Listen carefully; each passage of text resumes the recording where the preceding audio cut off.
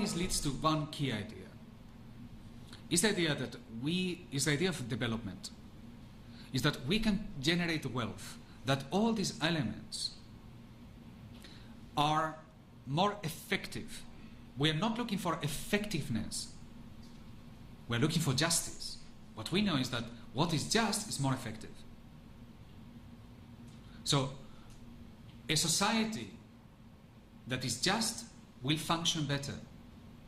It will generate more wealth and it will produce better results. It's with that understanding that we share with Confucius,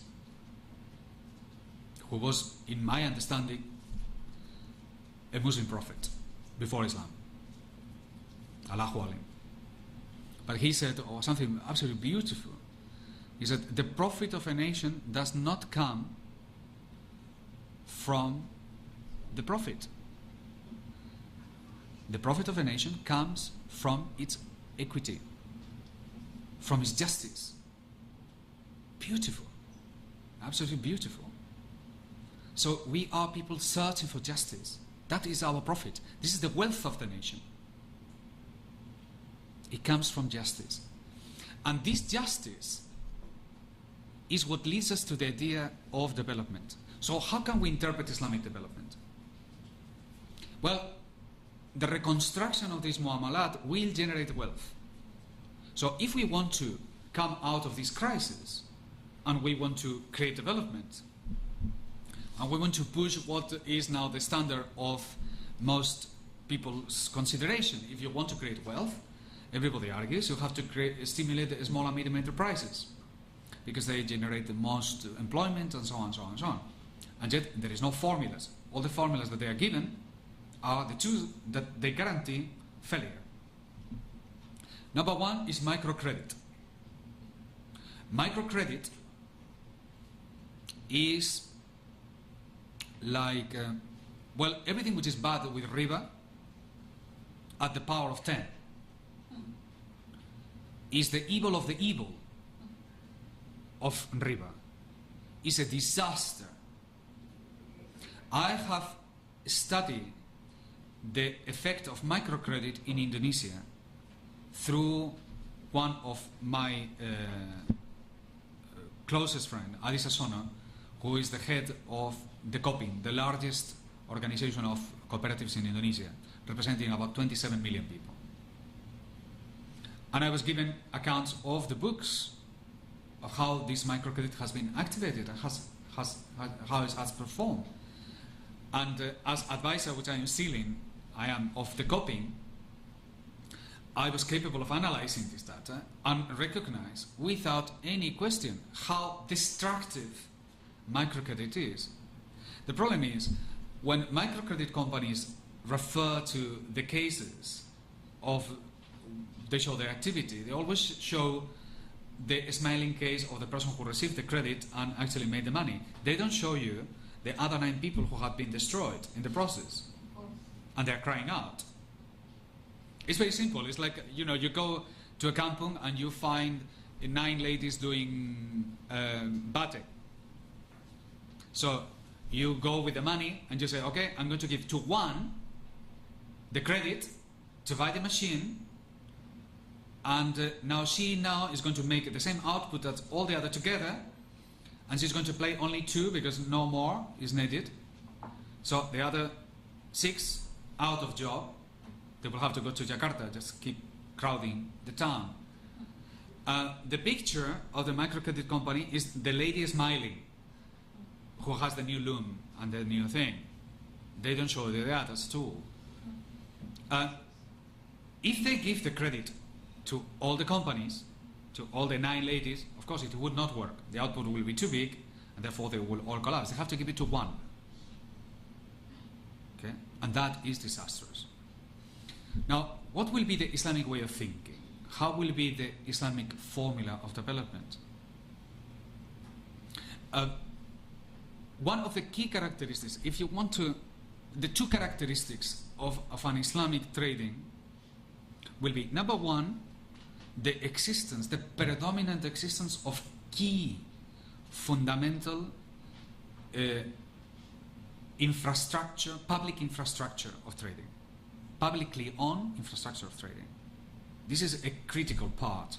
The markets, the caravans, the guilds, all the WACF structure, all the major means of production are commonly owned. But the second characteristic, apart from this sharing, is the lack in importance of credit. While in this economy credit is 99% of all the activity, even the money is credit.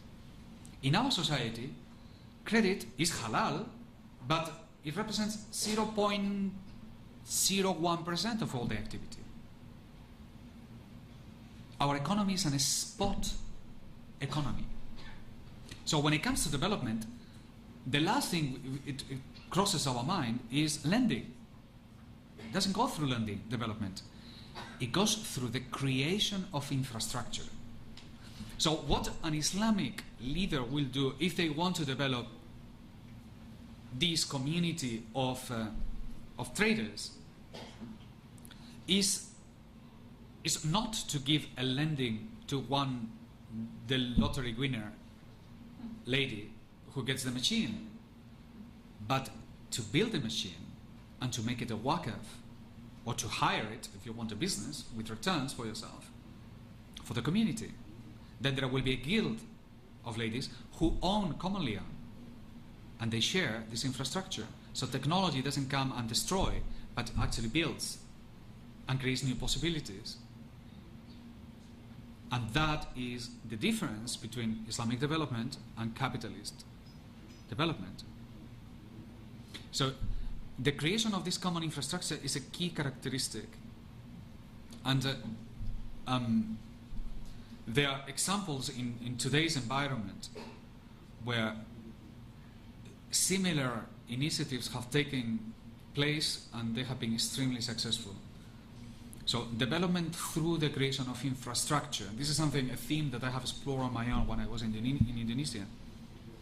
And how the creation of industrial parks where the individuals do not have to borrow, but they can, through ijara. Ijara is 100% halal. Now, if I build a warehouse and I hire it to you, halal. There's no question about it. Lending and anything associated with lending is problematic, but not ijara. So the creation of this infrastructure for development, it makes the threshold of small rural activities much easier to elevate themselves and to lift their activities in terms of output. Simply because they don't have to entertain the whole lending process, they can just hire for a limited period of time, and when they need larger infrastructure or even smaller, they have an easy, more flexible path towards our higher or lower infrastructure.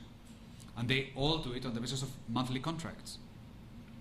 So this is a preferable path to the one of lending, apart from the fact that the infrastructure can be reused again. If one business fails, another one can come in its place and the warehouse is still there. While if you develop the infrastructure in the back of your kampung backyard, then that infrastructure serves no purpose except for yourself. So common infrastructure in common parks is the way forward. So the idea of Islamic development. Altogether, what I've been trying to present to you over probably, I think, 2 hours instead of 1, is that there is an Islamic model called Mu'amalat, that it is interconnected, that it only makes sense in as much as you consider it is in its integrity. That if you look at it with the eyes of a functioning, living organism, you will be able to make sense of it. But if you look at it with the inquiring eyes of an economist looking at the past as if you are looking at the anthropology of some insect, or the behavior of some alien remote society, of course you are not going to see anything at all. And easily you are going to transform the dinar and the markets and the caravans into ringgits and carrefours and Indo foods and etc. And yet, they are nothing but the very opposite of these institutions. And with this, I complete this talk, only just to finalize it tomorrow with the big issue, which is implementation.